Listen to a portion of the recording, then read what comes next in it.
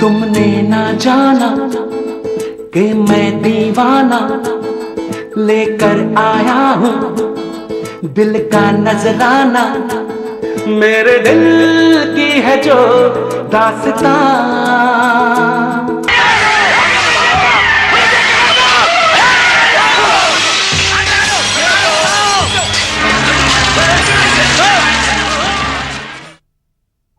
Mumbai, Bombay, Bombay.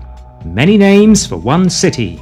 A city known for its contradictions, its opportunities, its vitality, its sheer zest for life. A city perhaps most famous for Bollywood. 68 by 5, take 2. And action!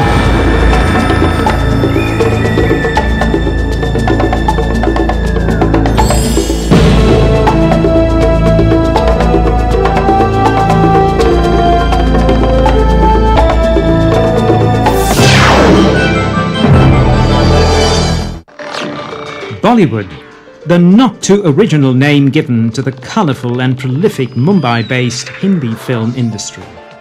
A dream factory that keeps churning out assembly line fare encompassing the safe formula of melodrama, action, romance and music week after week. There is a lot that is wrong with Bollywood. The sheer unprofessionalism, the bankruptcy of original ideas, the blatant plagiarism, the all-powerful star system, and the ridiculous economics of the trade. Yet, for all the criticism it faces, there is one thing that the much maligned Bollywood certainly cannot be accused of. At a time when India's much vaunted secular fibre is under attack by increasingly frequent communal riots, vicious, often violent, debates on religious conversions, and the political stoking of sectarian flames, Bollywood stands out as a beacon of harmony and non-discrimination.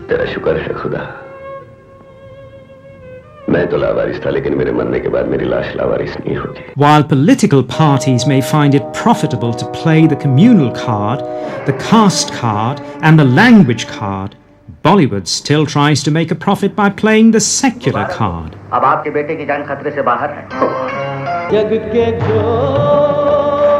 Bollywood is truly a secular industry, not only in terms of the stories it tells, but also the way it operates as a business. How has it managed to remain so at a time of growing polarization and intolerance? Let's find out from the very people who make up the industry.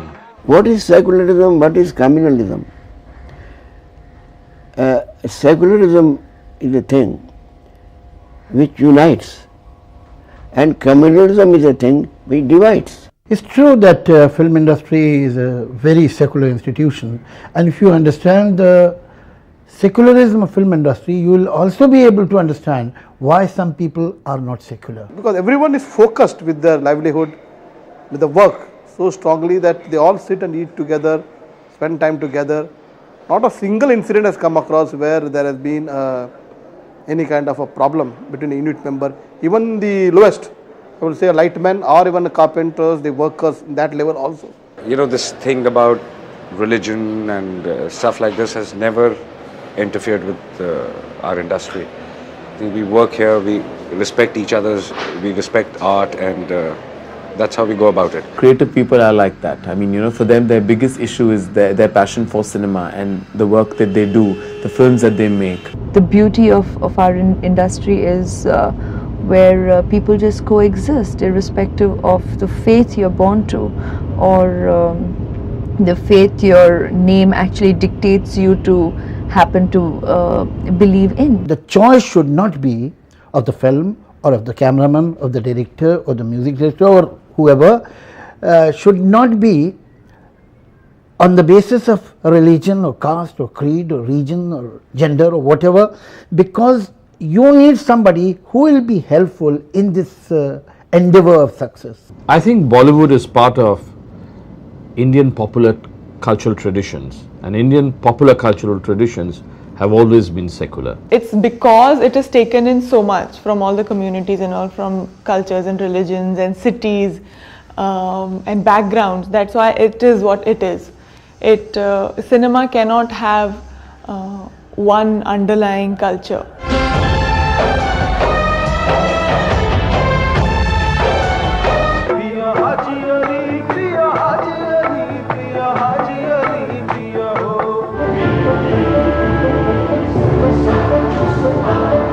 It's a industry where the level of human interaction is extremely high. I mean, people have an opportunity to get to know one another on a personal level. Therefore, all suspicions and doubts and misconceptions and gross generalizations that people might have kind of fade away.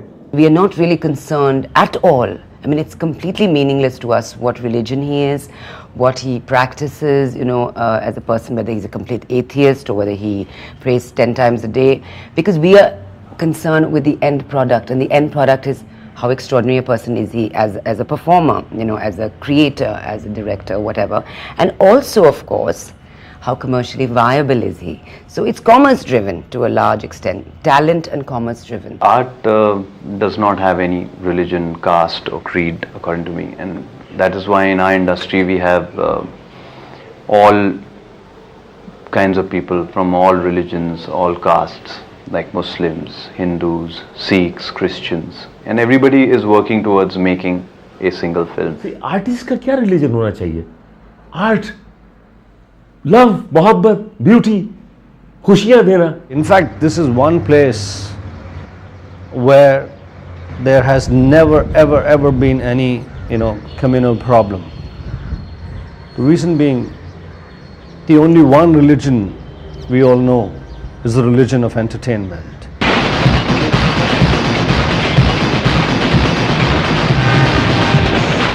The film medium itself is so powerful and it's so fascinating. It has become a part of millions of people.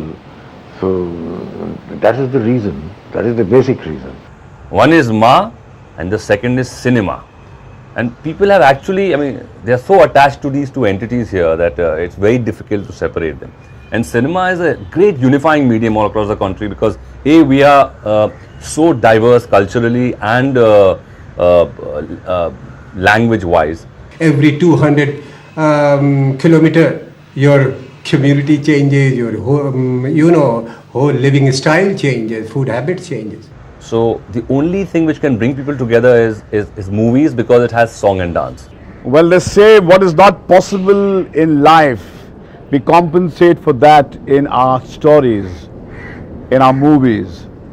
That's why we are called dream merchants. Hindi cinema is an oasis of secularism in a multifaceted kind of city like Bombay, where any kind of danger lurks around every corner, but that the very fact that the Khans and are at the top of the heap of the Bombay film industry just shows that there is an acceptance of the Muslim element, which is generally considered hostile in other disciplines, whether it be journalism or whether it be a silk textile mill, whatever. There may be stereotypical characters like Abdul Chacha and all, but I think we need them, like we needed Amar Akbar Anthony.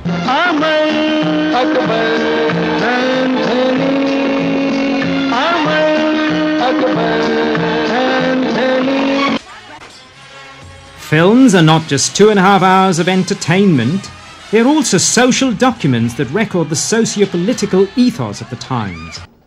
When the reality on the street is so different from the on-screen cliché of Hindu-Muslim bhai-bhai, does that mean that Bollywood is out of sync with reality? Not at all, not at all. I think there are two realities. There's a political reality and there's a real reality. The real reality of India is a reality where people have traditionally and always lived in great peace and harmony with each other. The political reality of India is different. It is driven by completely different considerations. Alas. I think cinema more or less depicts what is actually happening in reality. We think that cinema is larger than life, but cinema is somewhere always life. They don't reflect what's happening in the country. They don't, kind of educate the masses about, having divisions based on caste or religion. In fact, they just take you into a fantasy land because everyone basically wants to escape from their daily drudgery. See, I think cinema by its very nature is not real. It is a hyper fantasy, or it can be hyper real. And of course our movies are not absolutely realistic cinema. They are fantasies, but of course they reflect the conditions around us. Why we are going for films? For some relaxments, and we should get something. Film should give some message toward the society. What we do see on screen is where directors are trying to increase faith in society that coexistence can come to be. And in society, I think it will be very unfair to say that to actually term it as the divide exists for certain. It's very unfortunate and sad, but today mainstream Hindi cinema has totally moved away from ground realities, and I think there is a definite reason for it. You see, cinema somehow projects at any given time. You will see that the cinema has projected the contemporary value system and the contemporary morality. However distorted the mirror may be, but it has always mirrored that. These are very strange times. At the moment, I suppose filmmakers, directors, writers are not very clear what are our collective aspirations and what are our collective morals. They have no idea. They know one thing, that whatever we had has become obsolete. They have moved into a complete fairy tale zone, and whenever somebody dares to project a kind of teeny weeny bit of reality in his film, the state and the bureaucracy and the censor with all its might comes down on you. The films are actually, the common man gets a relief. It is larger than life. It is an escape from reality. So it doesn't matter if it is not complete, if the reality is not projected. See, it's not like that. Some filmmakers, they use it as a commercial ingredient in a film. They're showing the characters in a good light and always a good Muslim and a good Hindu and things like that. But it's definitely not that they are blinded with the fact that things are not that good. And some serious filmmakers, they bring it across. But overall majority, by projecting them good, is also a good sign in a way. People take it in a very good spirit and they know that this is what is need of the hour. Let's take the hypothesis that, okay, they are imitating life with slightly rose-colored spectacles. Let's take that as an assumption. But is there really something terribly wrong with it? On one hand, we're constantly decrying the fact that there isn't enough accountability in cinema, you know. And so if they are, if it's for a positive purpose, I say, what's wrong with it? What's wrong with it? Better that than showing, as Eliot said, too much reality that mankind can't bear. तेरे हाथ में मौत का सामान है तो मेरे सीने पे खुदा का नाम है. देखते ही ये चादर मुझे बचाती है या कफन बन के मुझे कब्र तक पहुंचा देती है. वअशहदु मुहम्मद रसूलुल्लाह.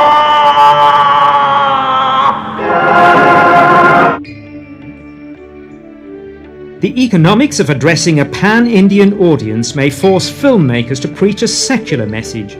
But away from the arc lights, actors are human beings after all, with their own religions, their own beliefs and their own prejudices. The roles they play on screen often require a Hindu to play a Muslim or a Muslim to pray in a temple. Does an artist's personal belief system cause any inner turmoil when he or she has to enact a character belonging to a different community? Amen. Oh, it's absolutely normal. It's just like I'm playing different women. it isn't really ever been, this isn't a question I've ever raised. For me, it's been an adventure to try and portray any one culture, community. More than community, it's culture. I mean, you don't quite think of yourself as oh, I'm an Indian, but I'm Hindu, or I'm Muslim, or I'm Christian, I'm this, I'm that. No.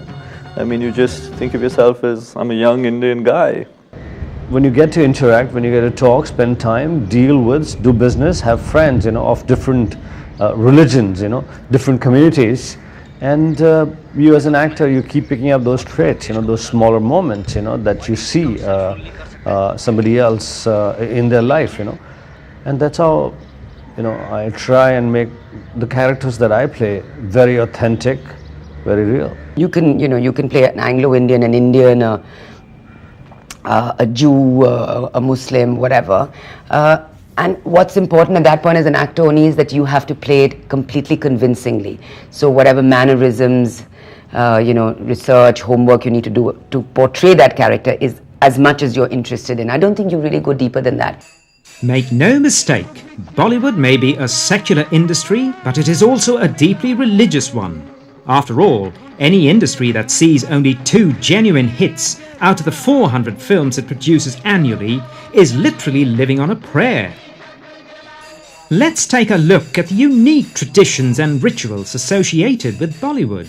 I mean, I go on dates, numerology, and I go pray, and I kind of do all the kind of religious things that make you feel happy at that point of time and feel more secure at that point of time. I think most of Bollywood is like that. We all kind of, it's such a high stress, high risk industry that you tend to depend on other factors, barring your own creativity at times. It's their way of saying it's time out to appreciate and thank God for what we're going out here to create, and I think that's special. I think the first thing you do is you get the right date. So you go to the Pandit or whoever else you want to go to, and you get the right date. Now there used to be elaborate Mahurats, is what is like the Shubh Mahurat, as they say, the first day of work where you got the right date.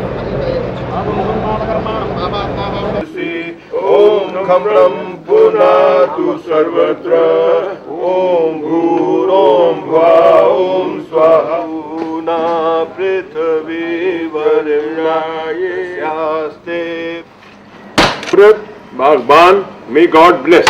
And the best Bhagwan is Taru. Yes!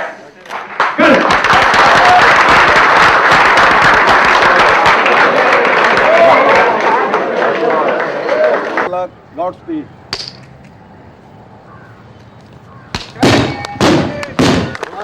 So some people even each schedule according to the right dates, and you avoid certain, like I don't start anything on a number 8. I'm hysterical about the number 8.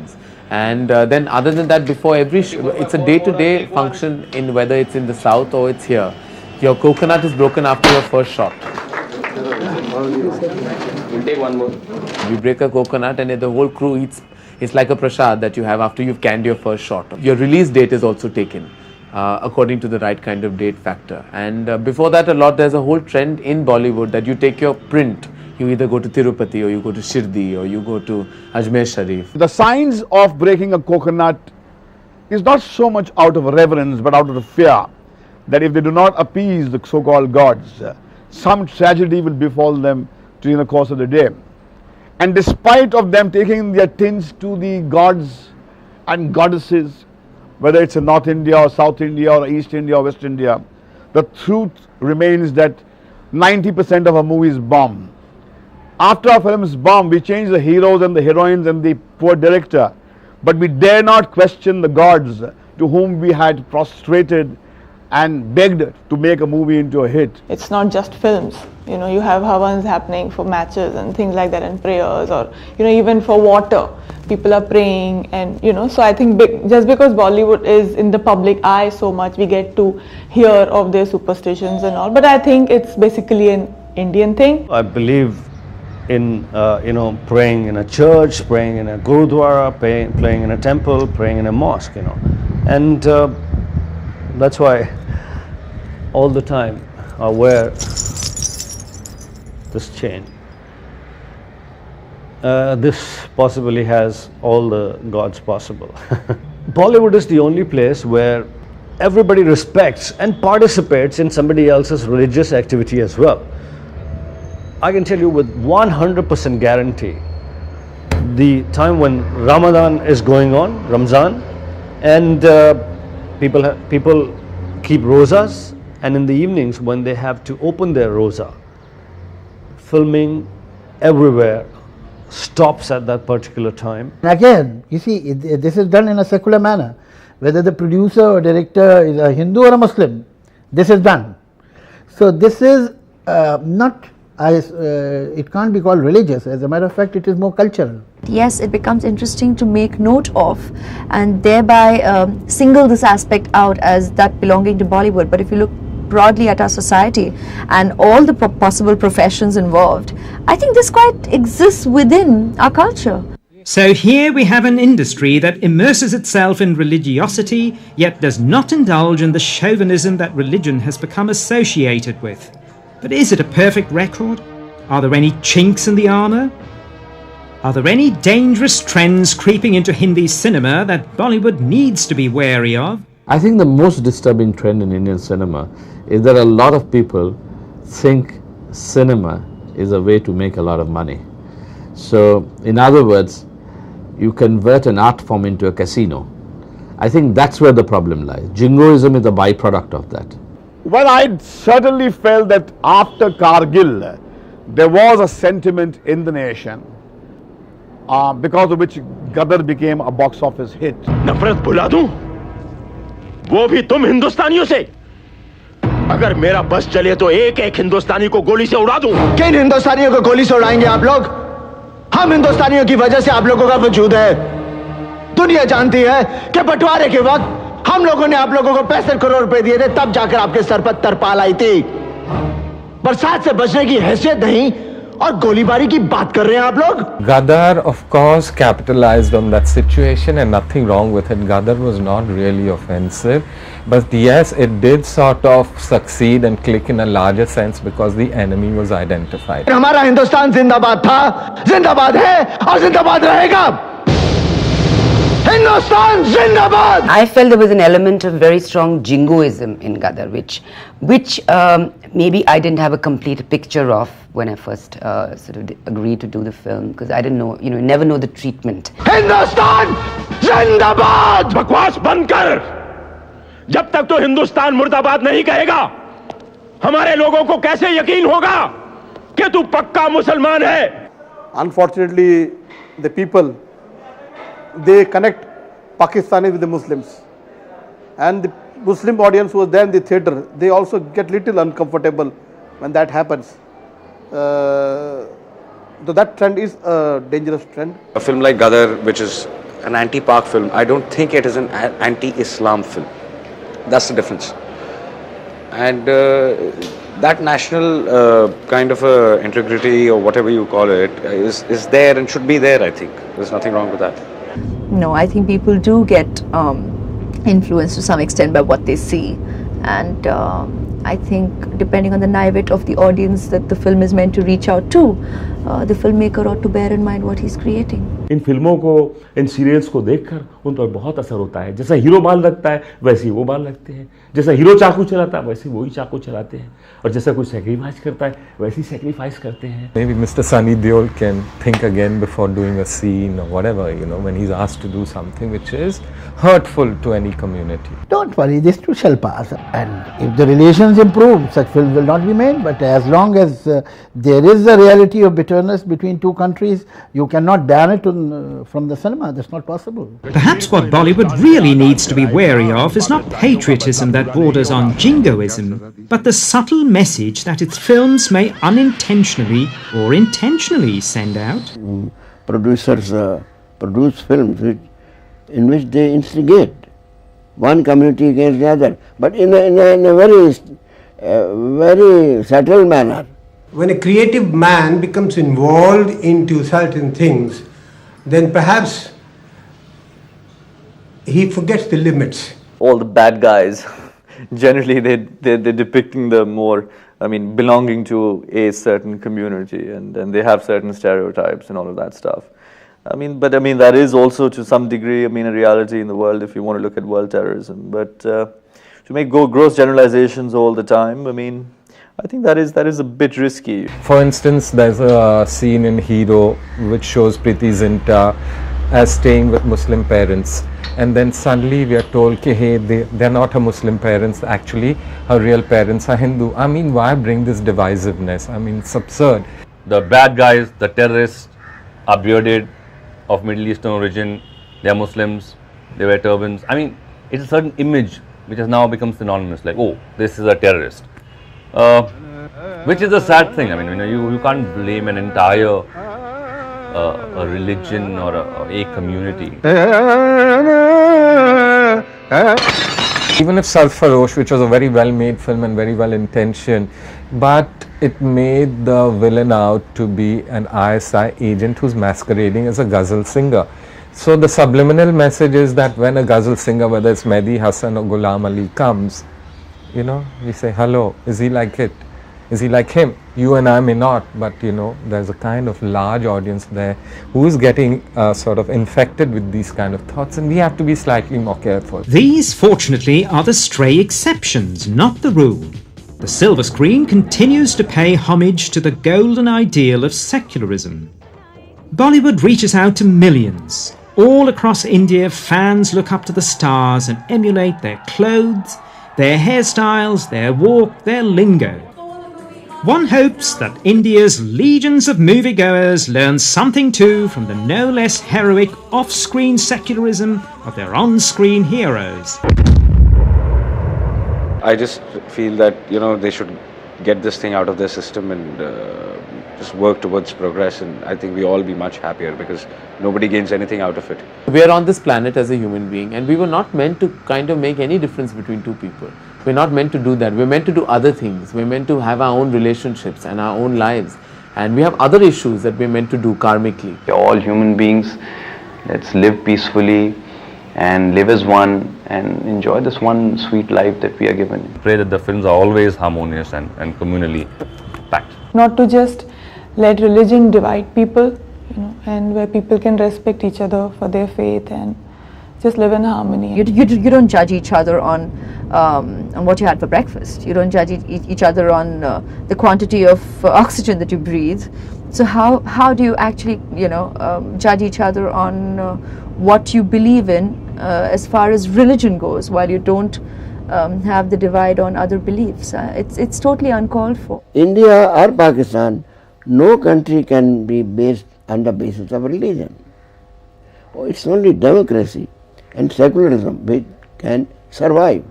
So before you say that you're doing things in the name of your religion, I think it's important to understand your religion first, and I think believe in this small little world that we all have. It's getting too small, and we just need to live peacefully and happily. Don't listen to the politicians. Live the way you have always lived. That's good enough.